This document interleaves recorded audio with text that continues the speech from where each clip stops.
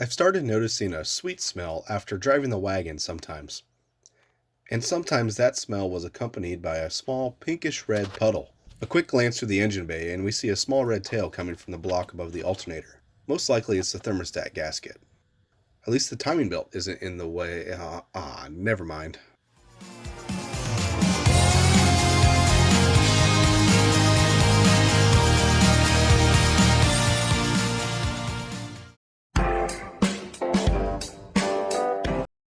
Okay, we're going to replace the thermostat, the gasket, and the housing it sits in.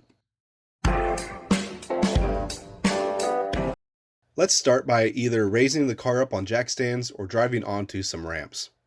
Gives us some more room to work.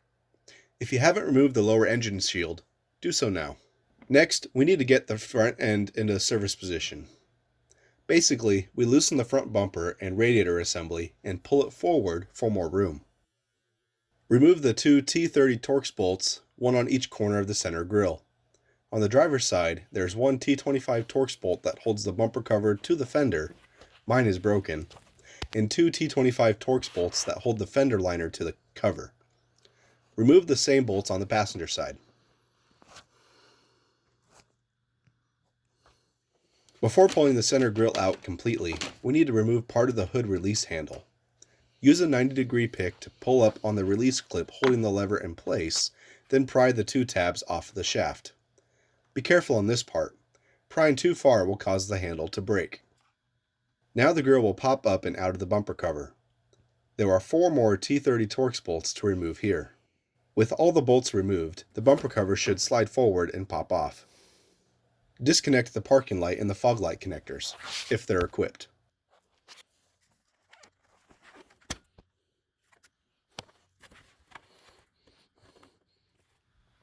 Remove the T30 Torx bolts that hold the cover mount in place. There's one up top and one on each side. Below the headlights, on the outside, there's some T30 Torx bolts to remove. One on the passenger side and 2 on the driver's side. One of the driver's side is used to support part of the washer fluid tank. The tank will stay in place when this bolt is removed. There are 4 T45 Torx bolts that hold each side of the bumper and core assembly in place. Remove 3 of the bolts and loosen the 4th, leaving it in a couple threads to support the weight. Now, we can grab and slide the whole bumper core assembly forward, giving us more room to work on the front of the engine.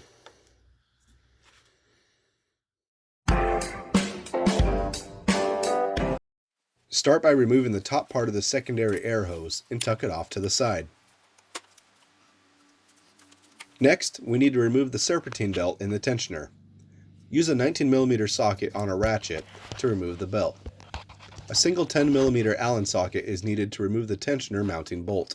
When removing the serpentine belt, it's good practice to pin the tensioner in the released position. This not only makes installing the tensioner easier, but also the serpentine belt.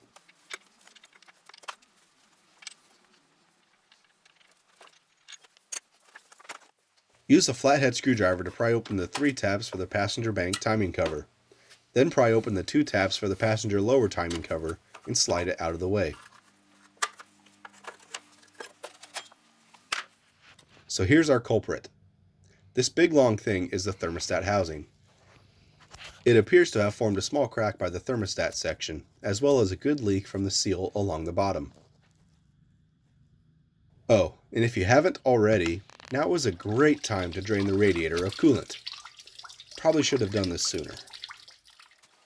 A set of channel locks can be used to remove the 2 coolant hoses that come off of the lower part of the thermostat housing.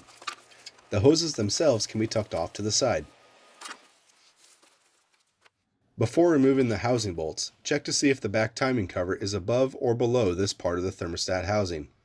If it is below, as seen here, the 3 bolts for the cover will need to be loosened to wiggle the housing out.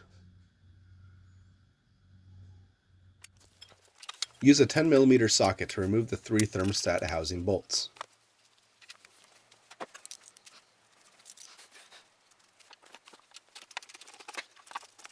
Also, this tab for the secondary air pump bracket may need to be bent out of the way for clearance.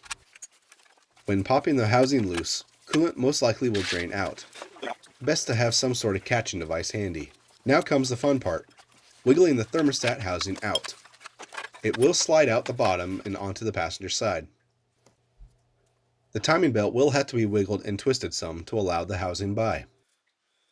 The timing belt may seem to stretch some. This is because the camshaft slightly rotated when the wiggling was done.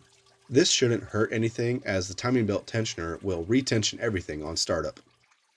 Wiggle the thermostat out of its hole in the block. Clean any debris out that may be in the mounting area.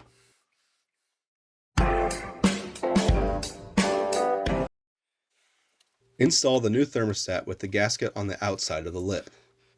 This is where the new housing will press against the gasket and seal everything up. Wiggle the new thermostat housing in behind the timing belt, just like the old one was removed. Reinstall the 3 bolts to 84 inch-pounds and reattach the 2 coolant hoses on the lower section.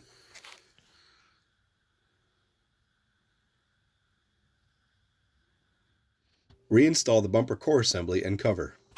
Each side of the bumper cover has 2 raised slots that will slide into the bracket on the fender. Push them in firmly and everything should line up. Fill up the coolant reservoir, then run the engine to bleed out any air. Also turn the heater controls inside the cab to full heat. If no heat comes out as the engine temperature rises, the heater core will need to be bled of air. To bleed the air, remove the whole battery cover panel, then loosen and slide the hose on the left heater core tube back until a small hole is visible. Top off the coolant and run the engine until coolant comes out of this hole in a steady stream, then reinstall the hose. Take a test drive to check for any leaks.